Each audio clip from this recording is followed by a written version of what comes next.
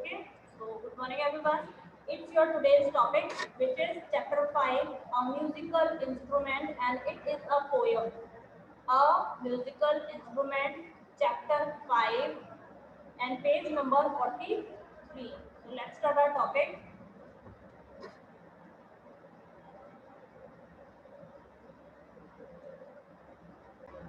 Okay, so the first paragraph is read a poem about a boy and his mischiefs. Means ये जो poem है एक लड़के के बारे में है और उसकी मिस्चीव्स के बारे में, उसकी शरारतों के बारे में है.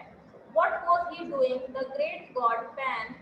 यहाँ पर गॉड पेन के बारे में बात हो रही है, जो कि क्या है, एक ग्रीक माइथोलॉजी के अकॉर्डिंग क्या है, एक भगवान है. ग्रीक माइथोलॉजी के अकॉर्डिंग एक भगवान है. ठीक है, गॉड पैन यहाँ पे लिखा भी हुआ है. In ancient Greek mythology Pan is the god of the wild shepherds and flocks, nature of mountain wilds, rustic music and impromptus and companion of the nymphs. Nymphs मतलब जो होता है ना, वो परियां या देवियां कह सकते हैं, उनके क्या है, कंपेनियन है गॉड पैन. तो यहाँ पे गॉड पैन के बारे में बात हो रही है. तो यहाँ पूछा है, फर्स्ट लाइन में ही पूछा गया है, what was he doing the great God pan, कि जो गॉड पेन है वो क्या कर रहे हैं. Down in the reads bye the river. Means जो रीड्स हैं, यहाँ पे आप जो ग्रास दिखाई दे रही है ना, आपको ये लंबी लंबी ग्रास दिखाई दे रही है, ये क्या है, रीड्स हैं ये. ठीक है, तो पूछ रहे हैं down in the reads bye the river, के रिवर के साइड में जो रीड्स लगी हुई हैं वो उनके साथ क्या कर रहे हैं. Spreading ruin and scattering them.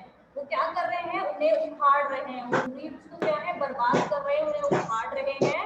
And scattering them, और इधर उधर फैला रहे हैं. Splashing and paddling. What is the meaning of splashing and paddling. Paddling means क्या होता है, वाटर के ऊपर अपना हैंड्स मूव करना, अपना पैर मूव करना. मीन्स नदी में या फिर कहीं भी वाटर हो, उसके ऊपर अपने हैंड्स को मूव करना होता है पैडलिंग. स्प्लैशिंग मीन्स मूव करना हैंड्स को, और पैडलिंग मीन्स पानी पे जब छप छप आप करते हैं ना, बच्चे को भी करते हुए देखा होगा, उसे पैडलिंग करना कहते हैं. With hooves of a God.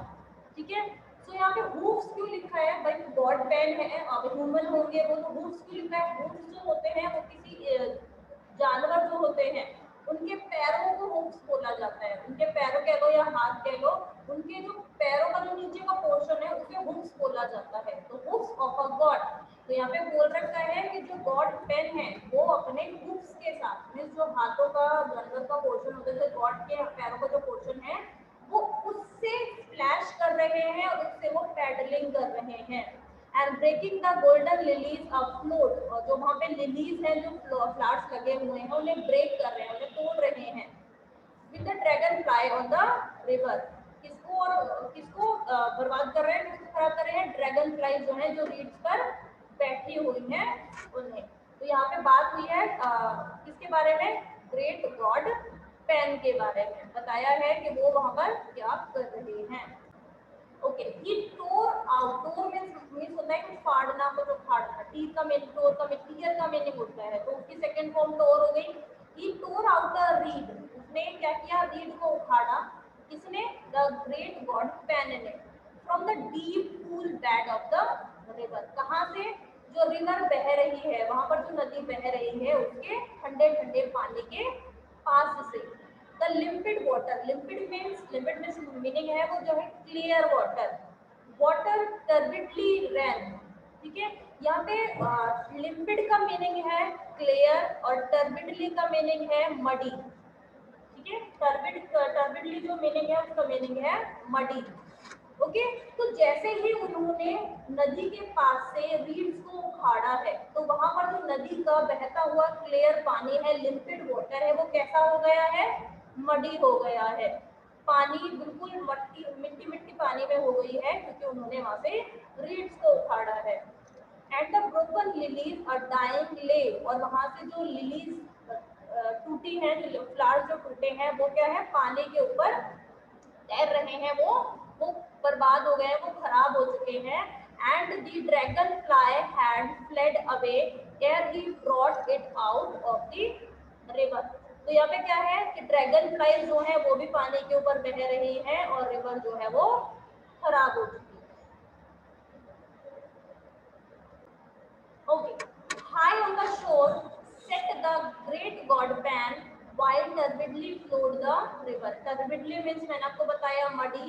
Okay, तो क्या है यहाँ पर जो मीनिंग है ना, फर्स्ट लाइन में सेट का मीनिंग, सेट का मीनिंग है सिट मीन्स बैठ जाना, तो शोर मीन्स किनारा, तो जो ग्रेट गॉड पेन है वो नदी के किनारे के पास बैठ जाते हैं, while turbidly flowed the river, जब रिवर बह रही होती है, वही गंदे पानी की जो रिवर बह रही है, and hacked and hewed as a great god can with his hard bleak still at तो the इनका पूछो उसे क्या patient ना, बाबा उसमें लिख कर आते चलाते ना, रिपोर्ट आती है ऊपर, बाथरूम की लाइट खराब है। while turbidly flowed river means जहाँ पर गंदा पानी जो है मिट्टी वाला पानी रिवर में बह रहा है, and hacked and hewed as a great god can with his heart bleak still at the patient reed. यहाँ पे जो heart bleak still यहाँ पर जो वर्ड यूज किया गया है ना, इसका मीनिंग क्या है? एट द पेशेंट रीड, यहाँ पर रीड जो है उनको पेशेंट बोला गया है क्योंकि उन्होंने ग्रेट गॉड जो पेन है उन्होंने बहुत बुरी तरीके से रीड्स को उखाड़ा है, इसीलिए उन्हें पेशेंट बोला है यहाँ पे।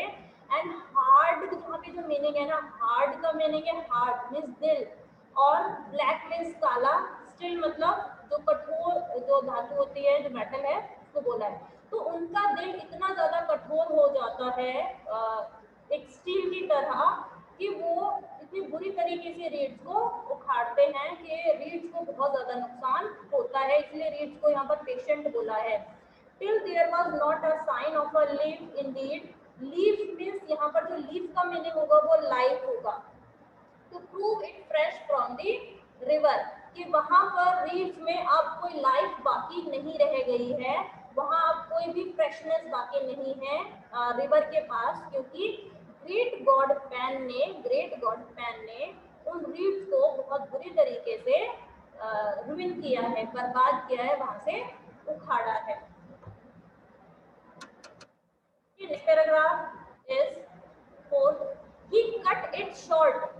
Did the great god Pan, how tall it stood in the river, then drew the pick like the heart of a man steadily from the outside ring and nosed the poor dry empty thing in holes as he sat by the river। और जब वो river के पास में बैठे होते हैं तो वो क्या कर रहे हैं, यहाँ पर वो एक म्यूजिकल इंस्ट्रूमेंट बना रहे हैं, तो उन्होंने रीड को लिया है और रीड को वो इस तरीके से सेट कर रहे हैं, उसमें होल्स किए हैं, और होल्स करने के बाद वो उसे उन्होंने खाली किया है क्योंकि उन्हें क्या बनाना है, फ्लूट बनानी है, फ्लूट मीन्स बांसुरी बनानी है, और फ्लूट बनाने के लिए उन्होंने क्या किया है, रीड को अंदर से एम्पटाई किया है, उनको खाली किया है उसे,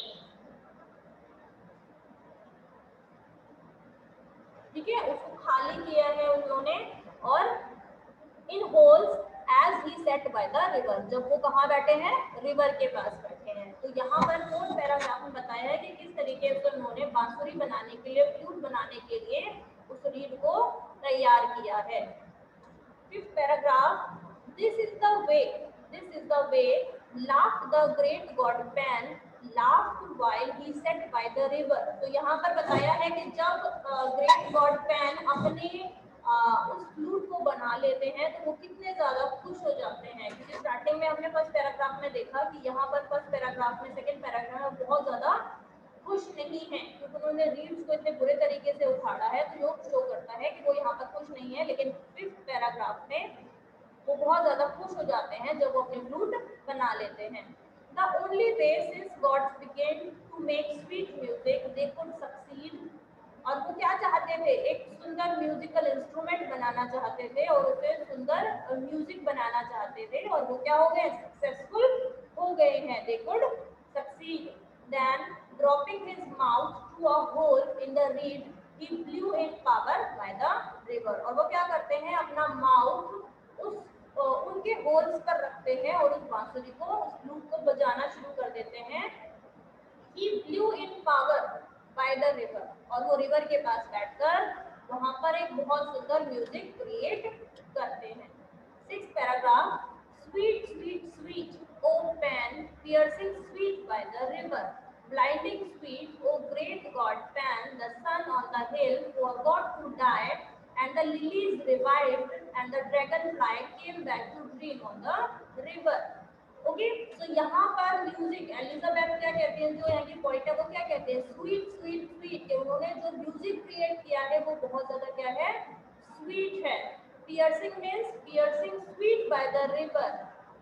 ठीक है, जिसने नदी को क्या कर दिया है, नदी को भी मीठा कर दिया है. ब्लाइंडिंग स्वीट, जो ग्रेट गॉड पेन, कि वो म्यूजिक इतना ज्यादा मीठा है, इतना ज्यादा प्यारा है.